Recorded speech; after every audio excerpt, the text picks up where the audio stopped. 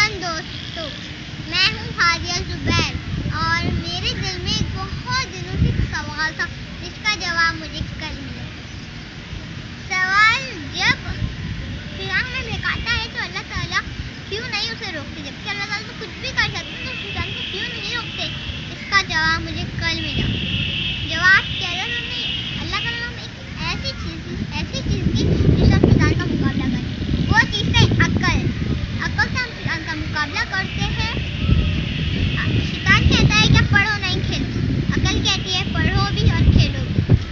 शैतान कहता है क्या दोस्तों से अपनी चीज़ें शेयर नहीं करो, अपनी चीज़ें ले लो। अक्ल कहती है दोस्तों शेयर भी करो, अपनी चीज़ें दो। शैतान कहता है बड़ों की बातें बिल्कुल नहीं मानो, दूसरों अपनी मर्जी करो, छोटों को मारो, उन लोगों को ऐसे कर दो। अक्ल कहती है बड़ों की बातें मानो, छोटों से प्यार से रहो।